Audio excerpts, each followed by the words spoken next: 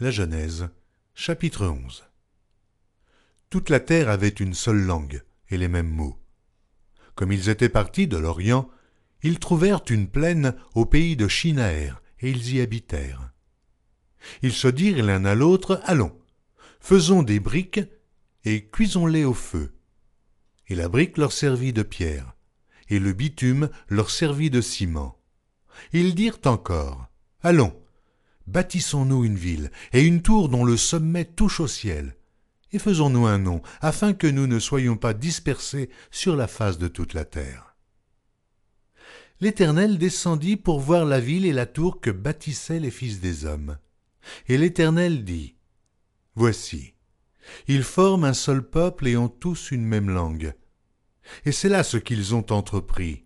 Maintenant, rien ne les empêcherait de faire tout ce qu'ils auraient projeté. Allons, descendons et là, confondons leur langage, afin qu'ils n'entendent plus la langue les uns des autres. » Et l'Éternel les dispersa loin de là sur la surface de toute la terre. Et ils cessèrent de bâtir la ville.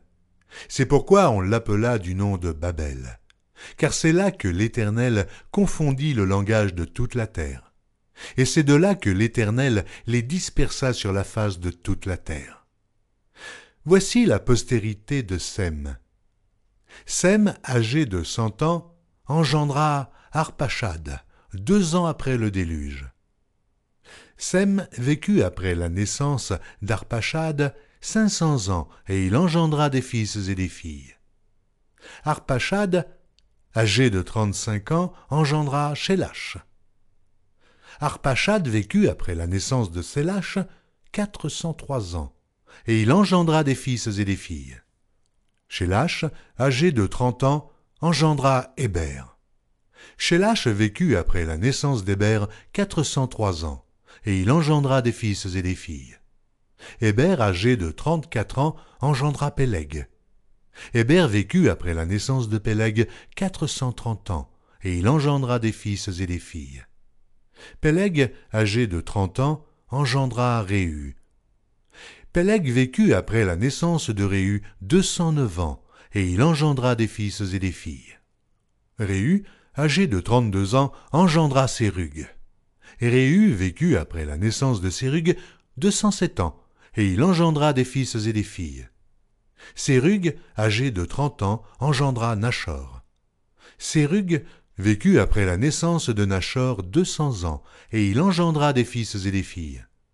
Nachor, âgé de 29 ans, engendra Térach. Nachor vécut après la naissance de Térach 119 ans, et il engendra des fils et des filles. Térach, âgé de 70 ans, engendra Abram, Nachor et Haran. Voici la postérité de Térach. Térach engendra Abram, Nachor et Haran. Haran engendra Lot. Et Haran mourut en présence de Térach, son père, au pays de sa naissance, à Ur, en Chaldée. Abram et Nachor prirent des femmes. Le nom de la femme d'Abram était Saraï, et le nom de la femme de Nachor était Milka, fille d'Haran, père de Milka et père de Jisca. Saraï était stérile, elle n'avait point d'enfant. Térach prit Abram, son fils, et Lot, fils d'Haran.